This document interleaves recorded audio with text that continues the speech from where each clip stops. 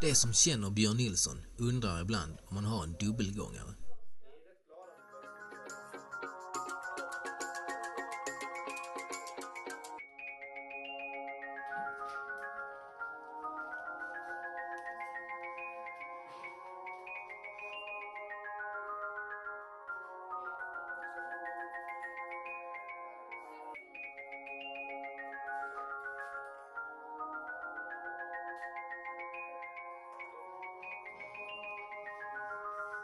Genom hårt arbete och kreativt tänkande har Björn och klass 5D lyckats samla ihop en del bärbara datorer att hjälpa dem i vardagens skolarbete.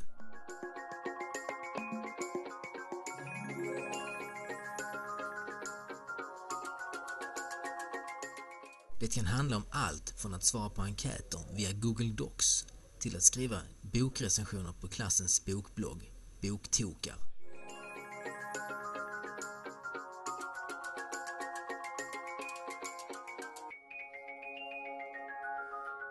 Alltså, vi skriver på pennet eller på Word och sparar det. Sen så skickar vi det till Björn så lägger han in det. Alltså, då man läser så i bänken som man kallar bänkbok. Så vi skickar in det till Björn. Så det kan han lägga in det. Jag skriver om lite spel som jag har hemma. Alltså, jag vet inte varför jag gjorde detta. Jag hade inget att göra när jag gjorde det, så jag hade bara annat att göra. Så jag gick in på det. Jag har lagt in bilder på spel och skrivit lite om dem. Ja. Björn har visat oss lite hur man går in. Och så testade jag. Så gjorde jag det. Fått lite hjälp av min bror.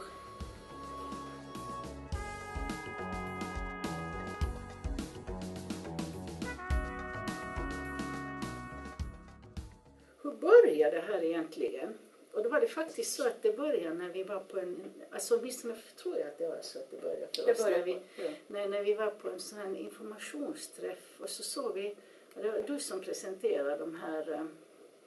små moviemakers. Moviemakers. Ja. Och då såg vi att det var någonting man blev berörd av. Och då tyckte vi att det här är någonting som vi vill fortsätta med. Då hade vi liksom som ett väldigt långsiktigt mål att vi skulle göra alltså sådana moviemakers. Det var ett kortsiktigt mål. Men som ett långsiktigt mål var det att starta en hemsida. Och det var ungefär sådär som när vi skrev ordet hemsida så liksom... Då kändes det som att det var jättelångt borta och någonting väldigt abstrakt. Och sen har Maria här sådana som är liksom lite nördiga där hemma hos sig. Och de sa bara hemsida, HTML och vad de sa, JavaScript och aj. Nej, vi hjälper inte, så det var helt klart. Inte. Och de har inte hjälpt. Nej. Utan vi har gjort det här. Men då blev det ju inte JavaScript och sådant, utan det blev ju istället att vi råkade... Ja, hur var det egentligen? Jo, det var ju också så att vi gick på en kurs i Moviemaker. Ja, digitalt berättande. Ja, i digitalt berättande. Det var det. Och sen frågade vi hela tiden vidare och då sa du att det låter precis som att ni skulle gå en kurs i Wikispaces. Jo, det var för att du berättade om blogg. Där började vi. Jo, just det.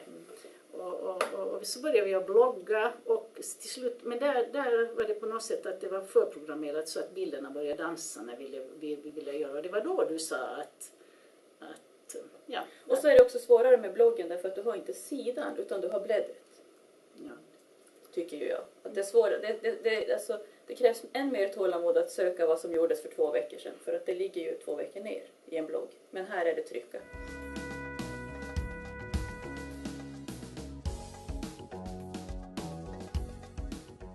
Förhoppningen är ju alltså liksom att PIM ska hjälpa lärarna att ta in datorn som ett pedagogiskt hjälpmedel i undervisningen. Alltså så det inte är separat dator. Utan datorn är alltså precis som vilket annat, en lärobok eller en penna eller någonting, så har man en dator som hjälp i undervisningen. Och som jag sa tidigare så tror jag att lärarna via sin kreativitet och när de väl har fått en ingång via PIMS att börjar att tänka i de banorna och att de utvecklar det hela tiden. Ja, ambitionen tycker jag är väldigt, väldigt bra. Jag tycker att man ska höja det praktisk IT och mediekunskap hos lärarpersonal över hela linjen. Man kan ju inte generalisera, det finns väldigt många inom lärarkollektivet som kan väldigt mycket om detta redan. Men där finns också väldigt många som detta är första gången så att säga. Så att ambitionen är väldigt bra och jag tycker den är väldigt nödvändig.